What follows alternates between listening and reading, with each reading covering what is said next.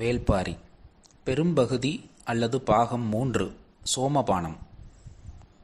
பகுதி 52. ஒளிவடிவம் சண்முகசுந்தரம். களைகட்டியது கூத்து. திசையெங்கும் இருந்து பரம்புமலையை நோக்கி அணியணியாக மேலேறினர் பாணர்கள். கூத்து தொடங்கும் முன் தங்களின் பறைகளை நெருப்பிலே சூடேற்றினர். சூடேற்றிய பறையை இழுத்து அடித்ததும் ஓசையின் வழி நெருப்பே பரவியது. வைப்பூரை எரித்த நெருப்பு, அருகன்குடியை அழித்த நெருப்பு, எவ்வன நாவாய்களை விழுங்கிய நெருப்பு, களம்தோறும் கனன்ற நெருப்பு. அந்நெருப்பே பாடலாக மாறியிருந்தது. நெருப்பின் பாடலே இரவெங்கும் ஒலித்தது. பரம்பின் வீரர்கள் நால்வரின் வாயிலிருந்து உமிழப்பட்ட பொறித்துகளை இப்பொழுது நிலமெங்கும் பாணர்கள் உமிழ்ந்து கொண்டிருந்தனர். பாய் மரங்களை விட உயரத்தில் பறந்து கொண்டிருந்த பாண்டியனின் புகழ் மீது பற்றி எரிந்தது நெருப்பு.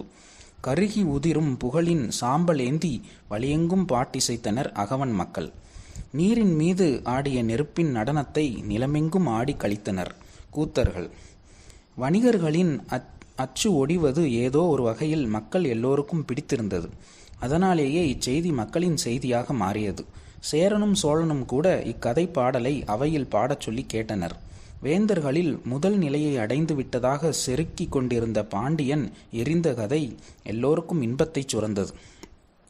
பாண்டிய இளவரசனின் மணவிழாவில் நிகழ்ந்த கூத்துக்கள் எல்லாம் இப்போது நிலமெங்கும் கேலி கூத்தாக நிகழ்ந்து கொண்டிருந்தன.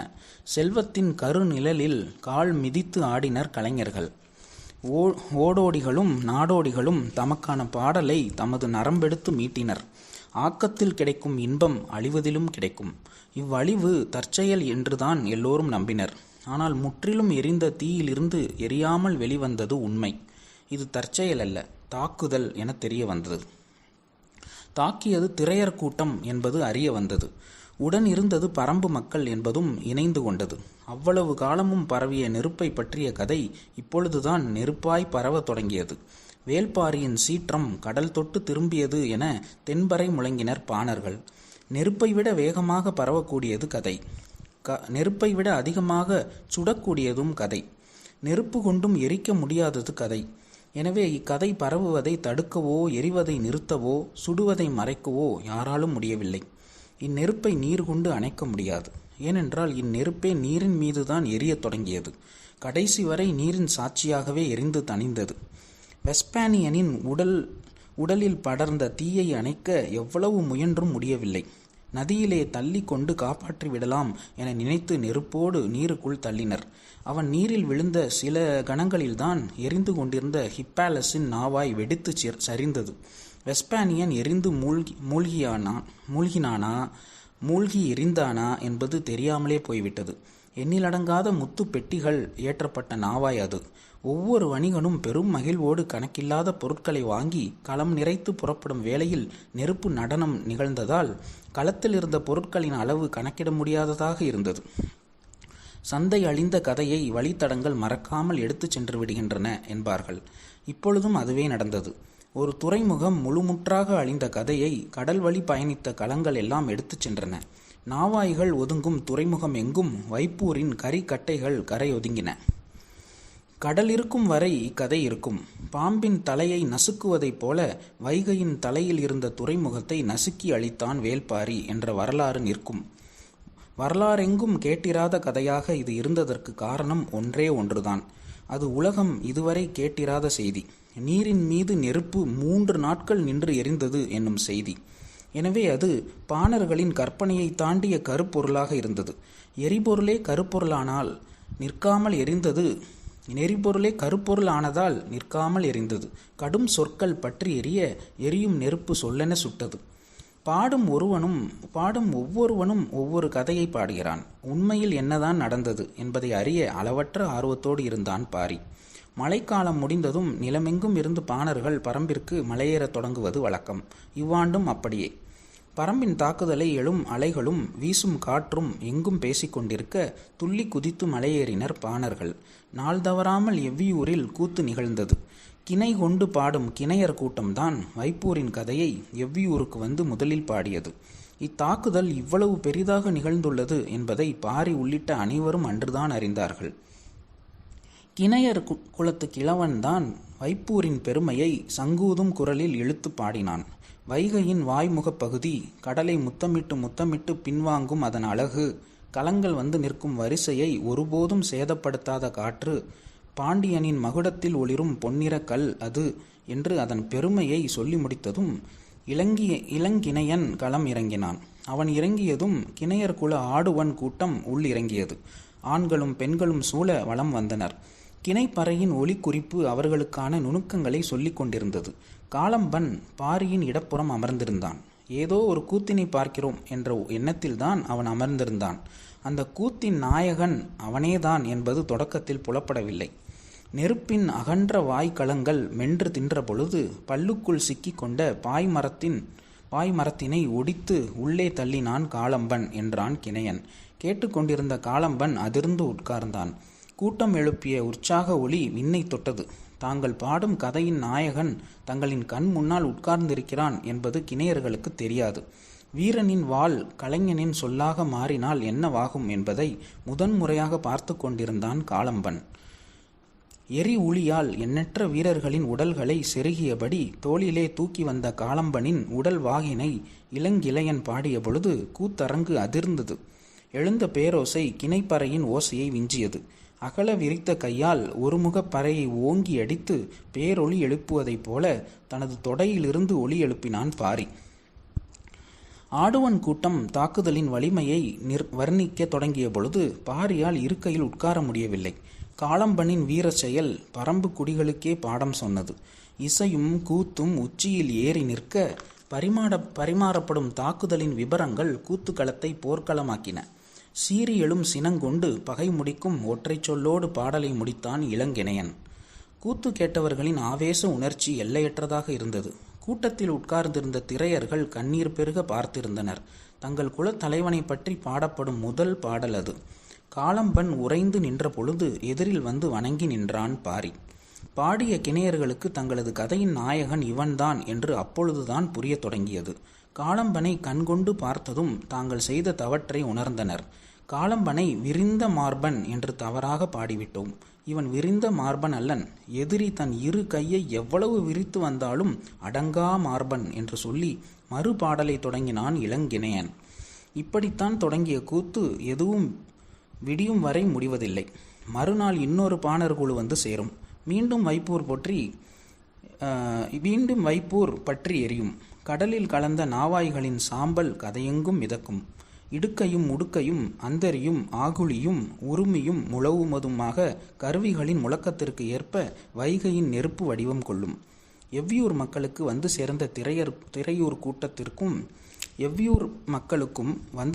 திரையர் கூட்டத்திற்கும் பெருந்துன்பத்திலிருந்து மேலேற வேண்டிய தேவை இருந்தது. அந்த தேவையை கூத்துக்களே இட்டு நிரப்பின. நாட்கள் நகர்ந்தன. திரையர் குடி பரம்பு குடியானது. திரையர் குலத்தின் மூத்த பெண்ணொருத்தி கூடை நிறைய பழங்களை கொண்டு வந்து கொற்றவையின் முன்னால் பரப்பினாள். வழிபாடு தொடங்கும் முன் நடக்கும் சடங்கு இது.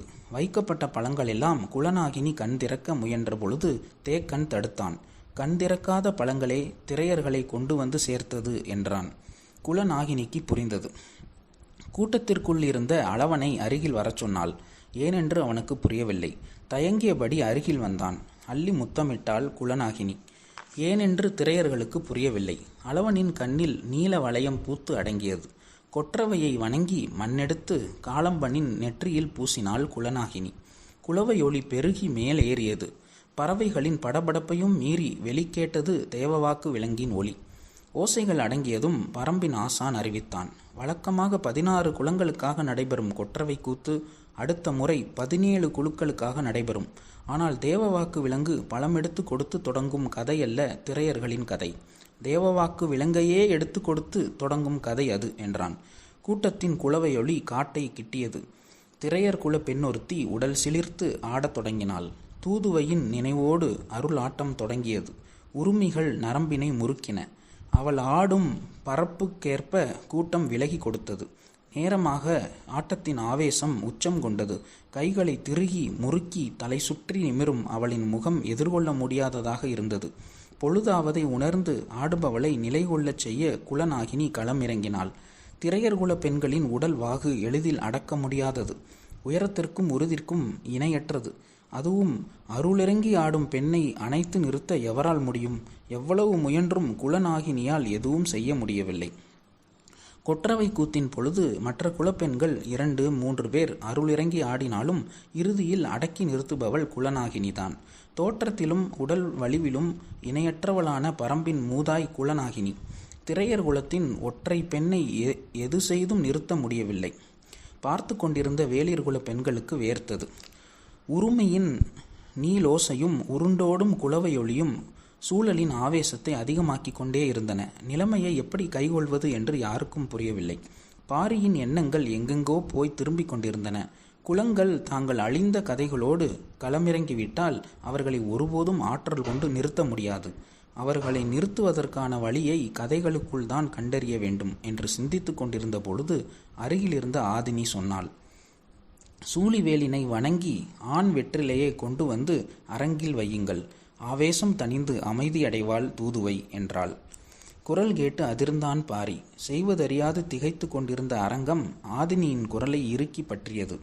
சிறிது நேரத்திலே ஆண் வெற்றிலையை கொண்டு வந்து பாரியின் கையில் கொடுத்தனர். சூழிவேலினை நினைத்தபடி அரங்கின் நடுவே ஆண் வெற்றிலையை வைத்து வணங்கி நின்றான் பாரி. கொற்றவையின் முன்னால் அடங்கி அமர்ந்தாள் தூதுவை. புதிய மரபுகள் உருவாகி கொண்டுதான் இருக்கின்றன. குலங்கள் அழிபட்டு பரம்புக்கு வந்து சேர்ந்த பொழுது இப்படித்தானே நம் முன்னோர்களும் மரபுகளை உருவாக்கியிருப்பார்கள் என்று பெரியவர்கள் பேசிக்கொண்டனர். மலை மக்களின் எந்த ஒரு குடியும் இனி தனித்து வாழ முடியாது. குடிகளை இணைத்து நாடாக்காமல் விட்டுவிட்டோம். நாட்டின் அமைப்புகளை உருவாக்காமல் இனி எக்குடியும் தப்பி பிழைக்காது என்ற எண்ணங்கள் உருவான பொழுது தப்பி பிழைத்த குடிகள் எதுவும் இல்லை என்ற நிலை உருவாகிவிட்டது. பரம்பு மட்டுமே நமக்கு மிஞ்சியுள்ள ஒரே இடம். இதனை என்றென்றும் காத்து நிற்பர் எம் குலவழியினர் என்று ஆவேசங்கொண்டு சூளுரைத்தான் காளம்பன். சேரனின் அவையிலும் வைப்பூர் எரிந்த கதை பாடப்பட்டது. உதியஞ்சேரலின் கன்னங்கள் பூரிப்பில் சிவக்கும் அளவிற்கு வைப்பூர் நெருப்பு சுகம் கொடுத்தது. குளிருக்காக நெருப்பை அணைத்து மகிழ்வதைப் போல மகிழ்வுக்காக நெருப்பை இடைவிடாது அணைத்து கிடந்தான் உதியன். குரல்வாய்ப்பாணர்களின் போட்டி பாடல்கள் நாள்தோறும் நடந்தன. கூலங்கள் எரிவதைப் போல களங்கள் எரிந்தன என்றான் ஒருவன். நீரிலே மூழ்கும் வேளத்தின் கருமை ஏறிய முதுகினைப் போல கருகிய நாவாயின் அடிமரங்கள் ஆற்றிலே புதைந்தன என்றான் மற்றொருவன். பாண்டியனின் பதாகையில் பறந்து கொண்டிருந்த மீன்கள் எரிந்த நெருப்பின் சூடு தாங்காமல் ஆற்று நீரிலே செத்து மிதந்து கொண்டிருந்தன என்றான் இன்னொருவன். கடைசி ஆள் பாடலை முடித்தான். பாண்டியன் இனி சுடப்பட்ட மீன் என்று. மறுநாள் கூத்து கலைஞர்கள் உள்ளே நுழைந்தனர். பொருட்கள் ஏற்றப்பட்ட களங்களில் பற்றிய நெருப்பு என்ன வாசனை கொண்டிருந்தது என்பதை ஒரு பாணன் விளக்கி பாடினான். களங்களின் வடிவத்தையும் நெருப்பின் வேகத்தையும் பாடுவதை விடுத்து எரிந்த பொருட்களை நினைவுபடுத்தியதற்காக பெரும் பொருளை பரிசாக கொடுத்தான் உதியஞ்சேரல். அதன் பின் வைப்பூரில் எரிந்த நெருப்பின் வாசனை சேரனின் அவையில் நாள்தோறும் மணக்கத் தொடங்கியது. சந்தனமும் அகிலும் எண்ணற்ற வாசனை பொருட்களும் இருந்த பிற களங்கள் எரியும் பொழுது எழுந்த வாசனையை விவரித்து கூறின பல பாடல்கள். மிளகும் பாக்கும் கருகிய வாசனையை பாடிய கூத்தனுக்கு அள்ளி வழங்கினான் சேரன். அரிசந்தனமும் லவங்கமும் பாதி எரிந்து மூழ்கிய போது எழுந்த வாசனை பற்றி மிக நுட்பமான குறிப்பை பாடினி ஒருத்தி பாடினாள். அவளுக்கு உதியஞ்சேரல் கொடுத்த பரிசு பொருட்கள் பற்றி தனி பாடலே உருவாயிற்று. சேரனின் தலைநகரான வஞ்சி முழுக்க வைப்பூரின் வாசனையே மிதந்தது. ஆனாலும் உதியஞ்சேரலுக்கு ஆசை அடங்கவில்லை. ஒரு கட்டத்தில் கூத்தர்களின் வாய்மொழி சலிக்கவே வணிகர்களின் நேரடி கதறல் அவனுக்கு கூடுதல் மகிழ்வை கொடுத்தது. துறைமுகத்தில் வந்திறங்கும் ஒவ்வொரு வணிகனும் ஒவ்வொரு கதையோடு வந்து இறங்கினான். பெருவணிகன் என்று இருமாப்பு கொண்ட பலரின் கதை வைப்பூரோடு முடிவிற்கு வந்தது. சாத்துக்களின் தலைவன் சூழ்கடல் முதுவன் இனி எந்த துறையிலும் தலை நிமிர்ந்து நுழைய முடியாது. அது மட்டுமல்ல, பாண்டியனுக்கு பெண் கொடுத்ததால் சாத்துக்களின் தலைவனுக்கே இந்த கெதி என்று கடல் போல நிலை கொண்டு விட்டது. அழிந்த நாவாய்களுக்கும் களங்களுக்கும் உரிமையாளர்கள் இழப்பை பற்றி தொடர்ந்து சொல்லிக் கொண்டிருந்தனர். ஒவ்வொருவருக்கும் ஏற்பட்ட இழப்பு அளவிட முடியாததாக இருந்தது. எல்லாம் அழிந்தது என்று பல வணிகர்கள் கதறியபடி கடலுக்குள் சென்றனர். ஒவ்வொருவரின் கதையையும் கேட்டு உள்ளுக்குள் மகிழ்வோடு அரண்மனை திரும்பினான் உதியஞ்சேரல். துறைமுகம் வந்து இறங்கிய வணிகர்கள் எல்லோரும் அழிந்த கதையைத்தான் சொன்னார்கள். எவ்வன கப்பலில் பயணம் செய்த மொழிபெயர்ப்பாளன் ஒருவன் அழிந்த கதையை மட்டும் அல்லாமல் அழித்தவர்களின் கதையையும் சேர்த்து சொன்னான். அவன் ஹிப்பாலஸின் நாவாயில் பணியாற்றியவன். பாண்டிய மன்னனின் பரிசாக முசுகுந்தர் கொடுத்த புதிய அடிமைகளை கப்பலின் மேல் தளத்தில் ஏற்றியதிலிருந்து அவன் கதையை தொடங்கினான். நடந்தவை எல்லாவற்றையும் சொல்லி முடித்தான். கதை கேட்ட உதியஞ்சேரலின் செவிகளில் பொறித்துகளை உமிழ்ந்தவன் அவன்தான். வாய்பிளந்து கேட்டு மகிழ்ந்த உதியஞ்சேரல் வாய்மூடி அமைதியானான். பாரிதான் இவ்வளவையும் செய்தான் என்பதை அவனால் நம்பவே முடியவில்லை. அதன்பின் உதியஞ்சேரல் யாரிடமும் கதை கேட்கவே இல்லை. ஆனாலும் அதுவரை அவன் கேட்ட கதைகள் எல்லாம் அவனை விடவும் இல்லை. வைப்பூரில் எரிந்த நெருப்பின் சூடு வஞ்சி மாநகருக்கும் பரவ தொடங்கியது. நெருப்பு சுடத் தொடங்கியது. பரம்பு மலை இருக்கும் இடத்திற்கும் வைப்பூர் இருக்கும் இடத்திற்கும் எந்த தொடர்பும் இல்லை. நிலப்பரப்பால் தொடர்பே ஏற்படுத்தி கொள்ள முடியாத பகுதியையே முற்றிலும் அழித்துள்ளான் வேள்பாரி. அதுவும் சின்னஞ்சிறு படையை மட்டுமே அனுப்பி. நாள்தோறும் சேரன் கேட்ட கதைகள் புதிய புதிய சான்றுகளை அவனுக்குள் இருந்தே கொடுத்து கொண்டிருந்தன. ஒரு கட்டத்தில் தனக்குத்தானே எரியத் தொடங்கினான் உதியஞ்சேரல். பதற்றம் கூடியது. பரம்பு மலை நோக்கி பாதையை உருவாக்கும் திட்டம் ஏறக்குறைய முடியும் தருவாயில் உள்ளது. 1-2 அல்ல, பல முனைகளிலிருந்தும் அடர் காட்டை கிழித்து சேர வீரர்கள் உள் நுழைந்திருந்தனர். ஏற்கனவே வகுத்த திட்டப்படி படைகள் புறப்பட வேண்டிய நாள் மிக அருகில் இருக்கிறது. ஆனால் படுக்கையில் கிடந்த உதியஞ்சேரலின் உடற்சூடு அளவிட முடியாததாக இருந்தது. கதை கேட்டு மகிழ்ந்தபடி இருந்தான் செங்கணச் சோழன். திருமணம் முடிக்கும் முன்பே சோழ பேரரசனாக பட்டம் சூட்டப்பட்டவன். தந்தை சோழவேளன் மகனின் மீது அளவு கடந்த நம்பிக்கையோடு இருந்தார். முதலில் செங்கணச் சோழனுக்குத்தான் பொற்சுவையை பெண் கேட்டனர். எல்லாம் நல்லபடியாக முடியும் என்று சோழவேளன் நம்பியிருந்த பொழுதுதான் குலசேகர பாண்டியன் முத்துக்களை உருட்டிவிட்டு விளையாடத் தொடங்கினான். சூழ்கடல் முதுவனின் சொற்கள் உருளும் முத்துக்களை மிதித்து சரிவு கண்டது. மன ஒப்பந்தம் பாண்டியர்களோடு என்று ஆனது. உள்ளுக்குள் அவமானத்தை உணர்ந்தபடி இருந்த சோழவேளன் அதனை வெளிக்காட்டிக் கொள்ளவில்லை. இயல்பிலேயே தங்களை விட சேரர்களும் பாண்டியர்களும் வலிமையோடு இருக்கின்றனர் என்று அவனுக்கு தெரியும். அந்த வலிமைக்கு தலையாய காரணமாக வணிகமும் இருந்தது. எனவேதான் வணிகர் குலம் நோக்கி அவன் பெண் பார்க்க தொடங்கினான். ஆனால் நிலைமை கைமீறி போய்விட்டது. திருமணச் செய்தி வந்து கொண்டே இருந்தது. அவமானங்களை கடக்க பெரும்பாடுபட வேண்டியிருந்தது. மாத கணக்கிற்பட்ட அவமானத்தை வந்து சேர்ந்த ஒற்றை செய்தி துடைத்து எரிந்துவிட்டது. நினைத்து நினைத்து மகிழ்ந்தான். ஒரு துறைமுகமே அழிந்ததா என்று மீண்டும் மீண்டும் கேட்டான். கேட்டு கேட்டு மகிழ்ந்தான். தந்தையின் அறைக்குள் நுழைந்தான் செங்கணச் சோழன். உடன் இருந்தவர்கள் விலகி வெளியேறினர். மகிழ்ந்து கிடக்கும் தந்தையை பார்த்து மகன் கேட்டான், பாண்டியன் எரிந்ததற்கே இவ்வளவு மகிழ்கிறாயே, பரம்பு எரிந்தால் எவ்வளவு மகிழ்வாய் என்று. அதிர்ந்தான் சோழவேளன். மகனின் ஆற்றல் அவனுக்கு நன்கு தெரியும். அதனால்தான் இவ்வளவு இளம் வயதில் முடிசூட்ட வேண்டுமா என்று பலரும் தயக்கம் காட்டிய பொழுதும் துணிந்து செங்கணச் சோழனுக்கு பட்டம் சூட்டினான். அதிர்ச்சியிலிருந்து மீளாமலே கேட்டான் சோழவேளன், முடியுமா மகனே என்று. இதுநாள் வரை இவ்வினாவிற்கு விடையின்றி இருந்தேன். இப்பொழுது அதனை அறிந்து விட்டேன் என்றான். எப்படி என்று கேட்டார். நம்மையோ நமது முயற்சியையோ இதுவரை பாரி அறியவில்லை. இனிமேல் அவன் அறியப் போவதும் இல்லை. ஏனென்றால் அவனது முழு கவனமும் திசை திரும்பி விட்டது என்றான் செங்கணச் சோழன். அவன் சொல்ல வருவதை உற்று கவனித்து கொண்டிருந்தான் சோழவேளன். ஏற்கனவே அவமானப்பட்டு நிற்கும் சேரனும் புதிய அவமானத்தோடு நிற்கும் பாண்டியனும் இப்பொழுது ஒன்றிணைவார்கள். பரம்பின் கீழ் திசையிலிருந்தும் மேற்கு திசையிலிருந்தும் இவர்கள் படை நகரும். இருபெரும் பேரரசுகளின் தாக்குதலை முழுமூச்சோடு எதிர்த்து வலிமையோடு போர் புரிவான் பாரி. சொல்லி நிறுத்தினான் செங்கணச் சோழன். கண்ணிமைக்காமல் அவனையே பார்த்து கொண்டிருந்தான் சோழவேளன். தலை திரும்பி கருவிழியை உருட்டியபடி சொன்னான், ஆள் அரவமற்று கிடக்கும் பரம்பின் வடதிசை மலைகளுக்கு இடையே நம் படைகள் நகரும் ஓசையை அவன் உணரப்போவதே இல்லை என்றான். கண்ணிமைக்காமல் இருந்த சோழவேளன் அப்பொழுதுதான் தலை குலுக்கி நினைவு மீண்டான். நான் தாக்கப்படுவது பரம்பின் தலைநகரையோ பாரியையோ அல்ல. சொல்லியபடி இருக்கையை விட்டு எழுந்தான் செங்கணச் சோழன். அவனுடைய சொற்களால் கட்டப்பட்டிருந்த சோழவேளனும் இழுபட்டு எழுந்து அவன் பின்னே சென்றான். நாட்டை ஆள்பவர்கள் காட்டை ஆள நினைக்கும் மூடத்தனத்தை சேரனும் பாண்டியனும் செய்யட்டும். நான் ஆள்வதற்கு பரம்பில் எதுவும் இல்லை. ஆனால் அடைவதற்கு ஒன்று இருக்கிறது. அதனை அடைவேன் என்றான் செங்கணச் சோழன். பகுதி 52 முற்றும். அன்பன் சண்முக சுந்தரம்.